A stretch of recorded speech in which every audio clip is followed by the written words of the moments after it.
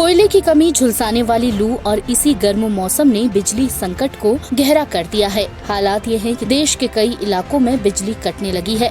बढ़ती गर्मी के बीच देश के कई राज्यों में बिजली कटौती जारी है। देश में बिजली की मांग शुक्रवार को 207.11 गीगावाट के रिकॉर्ड स्तर तक को छू गई। कोयले की ढुलाई बढ़ने के लिए रेलवे को 42 यात्री रेलगाड़ियों को रद्द करना पड़ा। दरअसल ये सब इसीलिए हो रहा है क्योंकि ज्यादातर थर्मल पावर प्लांटों में कोयले की सप्लाई कम हो रही है और झुलसाने वाली लू चलने और बारिश नहीं होने से बिजली की मांग काफी ज्यादा बढ़ गई है।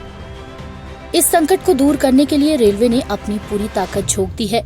रेल मंत्रालय ने ट्रेनों की 753 ट्रिप को कैंसिल कर दिया है ताकि कोयला ले जा रही ट्रेनों को कोई भी देरी ना हो, जिसका असर भी आज देखने को मिला जब कोयले से भारी मालगाड़ी इस संकट के बीच दिल्ली पहुंच गई। दरअसल दिल्ली सरकार ने शुक्रवार को कोयले की भीषण कमी की बात करते हुए दावा किया कि कई प्लांट्स में सिर्फ एक दिन का भंडार बचा है, जिससे दिल्ली में मेट्रो और अस्पताल में बिजली आपूर्ति बाधित हो सकती है। दिल्ली के साथ साथ पंजाब में भी बिजली संकट से हाहाकार मचा हुआ है। इस साल के गर्मी के सीजन की अब तक की सबसे अधिक 8,500 मेगावाट की मांग शुक्रवार को दर्ज की गई, लेकिन इसके मुकाबले पावरकॉम के पास बिजली की उपलब्धता सिर्फ 4,800 मेगावाट की ही रही।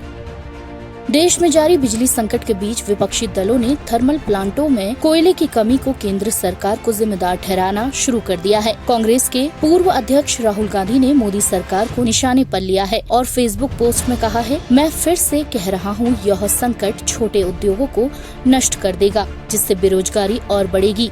छोटे बच्चे इस भीषण गर्मी को बर्दाश्त नहीं कर सकते। अस्पतालों में भर्ती मरीजों की जिंदगी दांव पर है। रेल मेट्रो सेवाओं को रोकने से अधिक नुकसान होगा। गौरतलब है कि देश के कई राज्यों में कोयले का स्टॉक 10% या उससे भी कम रह गया है। इन राज्यों में सबसे खतरनाक हालत पश्चिम बंगाल के हैं, जहां जरूरत के मुकाबले सिर्फ 5% स्टॉक बचा है। इसके अलावा तमिलनाडु, झारखंड और आंध्र प्रदेश के कोयले का स्टॉक 10% से कम बचा हुआ है। ऐसे में कई राज्यों में बिजली कटौती की जा रही है, जिससे आम नागरिकों को भारी परेशानी का सामना करना पड़ रहा है।